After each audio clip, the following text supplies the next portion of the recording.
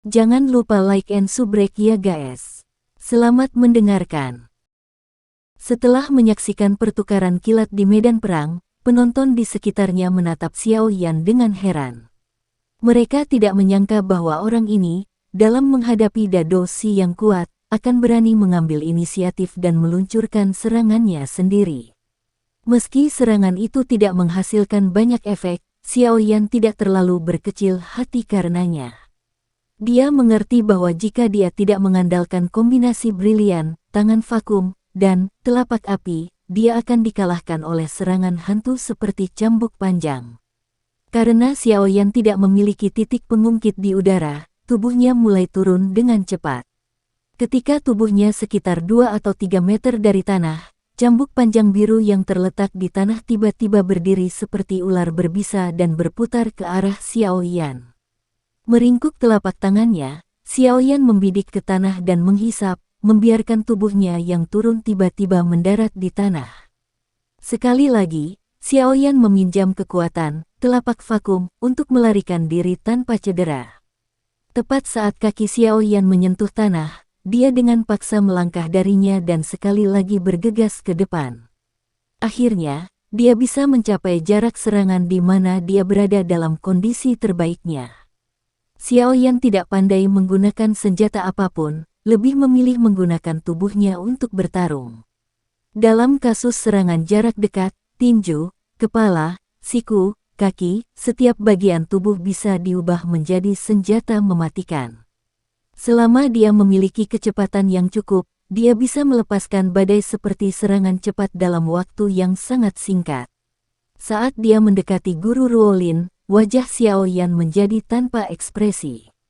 Tinjunya, siku dan kakinya dengan cepat dan kuat menyerang tapi setiap kali, serangannya dengan mudah dibelokkan.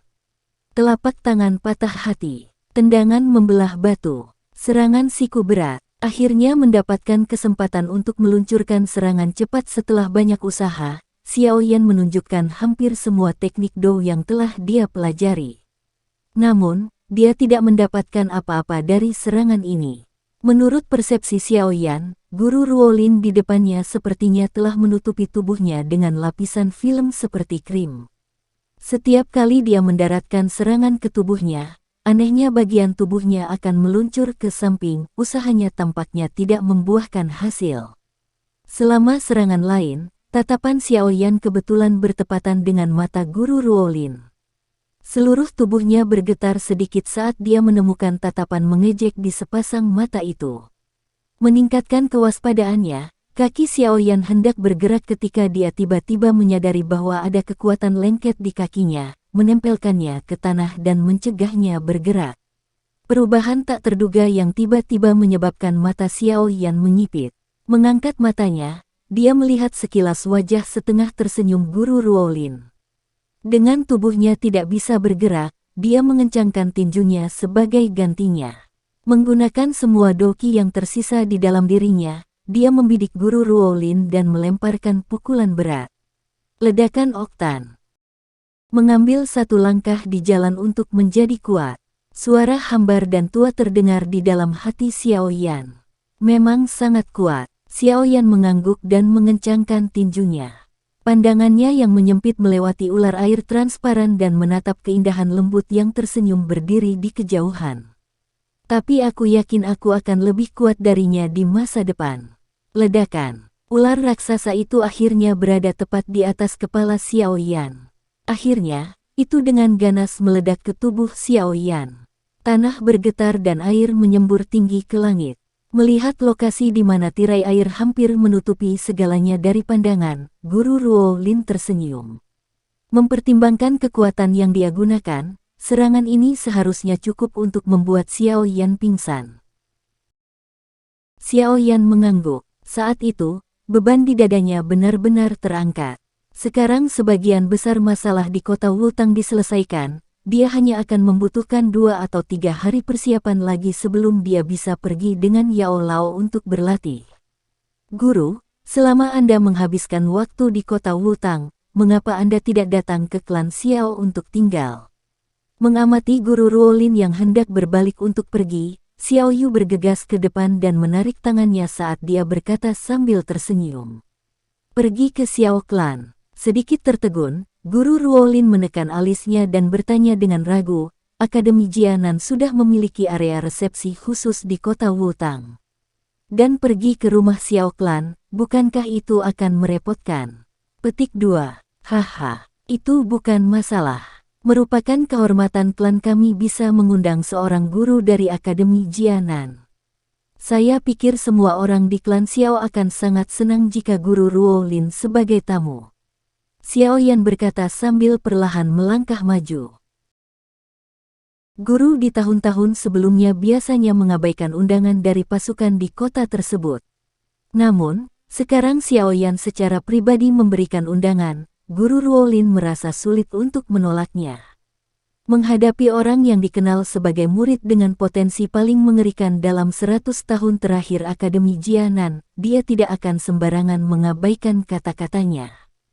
Jika tidak, jika lelaki kecil ini memutuskan untuk marah dan melarikan diri, dia akan kesulitan menemukan siswa lain yang sama hebatnya dengannya. Guru Ruolin mengatupkan kedua alisnya dan bergumam pada dirinya sendiri sejenak sebelum akhirnya dia mengangguk dan berkata sambil tersenyum, baiklah. Aku akan merawat Xiao Clan selama beberapa hari ke depan. Petik 2.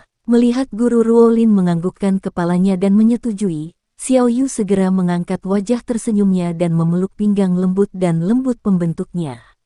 Luobu, kamu harus kembali bersama Gela dan yang lainnya ke area resepsionis. Besok, kita akan melanjutkannya di sini. Perhatikan, jangan menimbulkan masalah. Menepuk kepala Xiao Yu dengan lembut, Guru Ruolin memiringkan kepalanya ke arah Luobu dan memerintahkan. Dengan wajah kering, Luobu menganggukkan kepalanya, menatap ke belakang sekelompok gadis yang tertawa dengan keindahan dan bercanda berkelahi satu sama lain saat mereka berangsur-angsur menjauh. Luobu hanya bisa menggelengkan kepalanya tanpa daya. Tanpa undangan dari Xiao Yu, tidak satupun dari mereka memiliki wajah untuk diikuti dengan paksa. Dengan demikian, kelompok siswa laki-laki hanya bisa dengan rendah hati berkemas tanpa ditemani wanita cantik sebelum berjalan dengan lemah menuju bagian luar alun-alun. Hidup dan mati. Potensi seseorang hanya bisa meledak ketika hidupnya terancam. Dengan jenis pelatihan hangat yang Anda lakukan, Anda tidak akan pernah bisa menjadi seseorang yang benar-benar kuat. Anda tidak kekurangan bakat, yang Anda kurang adalah pengalaman pertempuran nyata. Bermain sembarangan dengan cangkir teh di tangannya, Yao Lao melirik Xiao Yan, yang kecepatan mengenakan pakaiannya melambat dan dengan santai berkata, hanya setelah mengalami pertumpahan darah barulah kamu benar-benar mengalami perubahan. Xiao Yan perlahan mengencangkan tinjunya saat dia mengangkat wajahnya dan tersenyum pada Yao Lao. Saya yakin saya akan mampu mengatasinya. Memiliki kepercayaan diri itu bagus. Yao Lao, yang sangat puas dengan kepercayaan Xiao Yan, tersenyum dan menganggukkan kepalanya. Haha, tapi, guru teknik do kelas D yang Anda sebutkan terakhir kali, kapan Anda akan mengajari saya? Xiao Yan tertawa saat dia melangkah maju dan bertanya. Dia telah menantikan teknik do kelas D untuk waktu yang lama. Jarang kembali ke kota Wutan. Namun Xiao Yan masih ingat ikatan persaudaraan yang mereka miliki ketika mereka masih muda. Xiao Yan. Suara lembut dan lembut seorang wanita menyebabkan Xiao Yan berhenti di tengah langkah saat dia berbelok di jalan setapak. Mengangkat kepalanya untuk melihat wanita cantik di pinggir jalan, dia tidak bisa menahan senyum dan bertanya, Instruktur Ruolin, bukankah kamu harus berada di tenda pendaftaran? Saya kembali untuk mengambil beberapa barang. Saat ini, Sun Er mengambil alih untukku.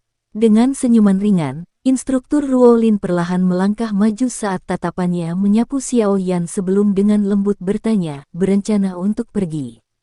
Ya, Xiao Yan mengusap hidungnya saat dia mengangguk. Sudahkah Anda memberitahu Yu, Er dan Sun Er?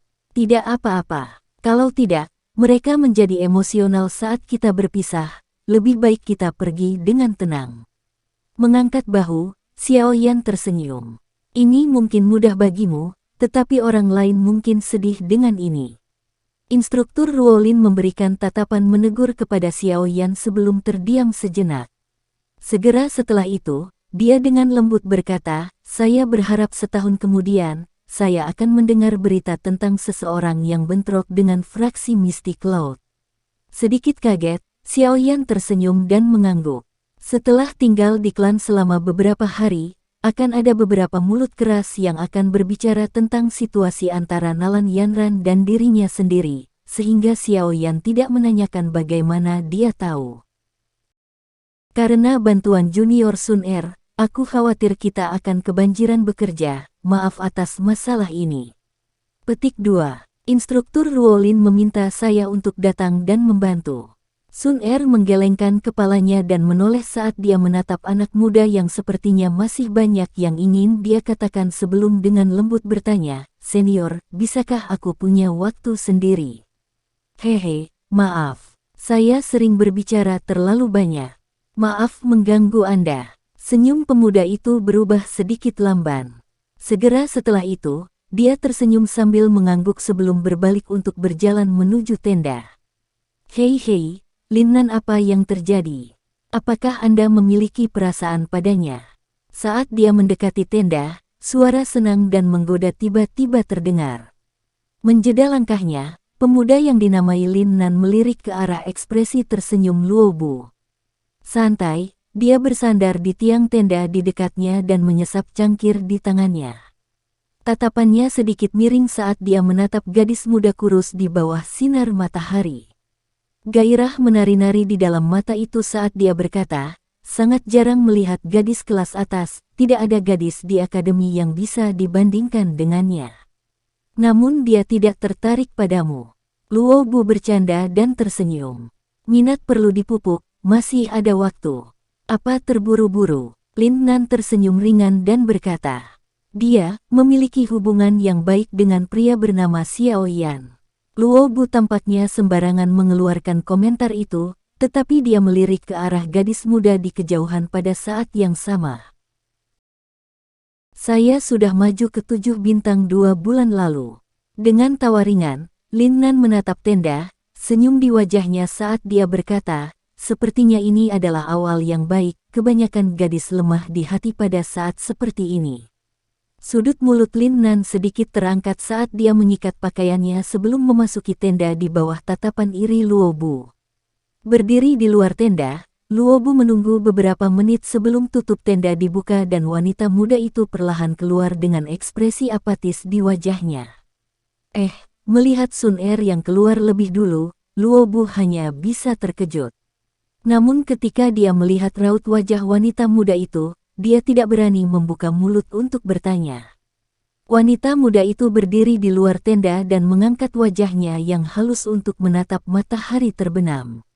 Saat ini pemuda itu mungkin sudah lama meninggalkan kota Kan.